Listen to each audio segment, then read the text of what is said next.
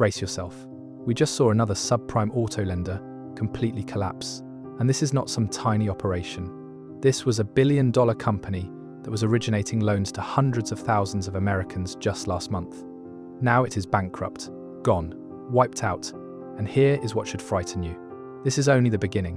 While everyone is celebrating the stock market hitting record highs, while politicians keep saying the economy has never been better, a massive time bomb is ticking inside the auto loan market. And the fuse is already burning. Tricolor Holdings collapsed, Primalend collapsed, First Brands Group collapsed. These are not random accidents, these are warning signs. And when you see the first cracks, it means the structure behind them is already weakening. Right now, the auto loan system is under pressure like it has not been in years. Defaults are rising fast. People who took out loans during the easy money era can no longer keep up. They are losing jobs, inflation has crushed their purchasing power, and repossessions are surging. The problem is not just missed payments. The real issue is what happens after. The cars being repossessed are now worth far less than when the loans were issued. A vehicle financed at a high price has dropped dramatically in value. When lenders try to sell it, they take heavy losses. Multiply that by thousands of borrowers, and you get a system spiraling into failure. Auto loan delinquencies have reached the highest levels since the financial crisis.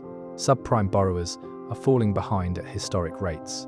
At the same time, total auto loan debt has surged to levels never seen before.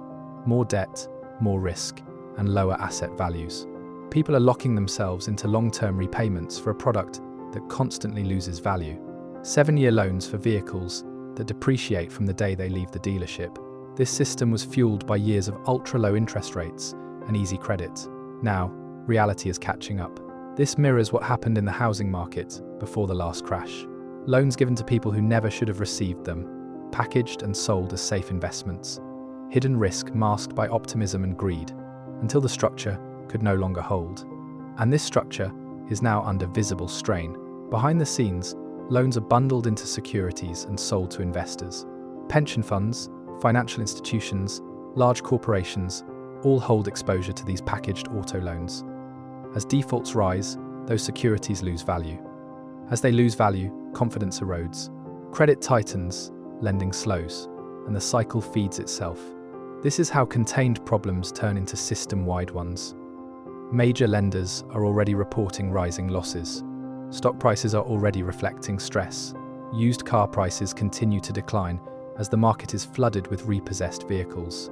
The pressure compounds every month. When lenders fail, the damage travels outward. Car dealers lose customers. Factories reduce production. Workers lose jobs. Consumer spending weakens. Local economies slow. Credit availability shrinks. The broader economy feels the impact. All of this is happening while official messaging still paints a picture of stability. The truth is more uncomfortable. We are not looking at a sudden collapse, but a gradual unraveling. A slow tightening of financial pressure. More bankruptcies, more missed payments, more desperate borrowers, more intervention attempts. And the response will come. Central banks will step in. Governments will deploy support measures. Liquidity will be injected. But the underlying damage does not simply vanish. This is a debt problem, and debt cannot be solved with more debt forever. The pattern is clear. The same signals have appeared before major downturns in the past. Rising default rates, fragile institutions, artificial optimism, structural leverage, and eventually a breaking point. The question is not whether strain exists. The question is how far it spreads and how prepared individuals are when the pressure peaks. Understanding this is not about fear, it is about awareness. Seeing the pattern before it becomes unavoidable reality. Because when the warning signs are already visible, those who act early remain standing. Those who ignore them are forced to react later. And this story is still unfolding.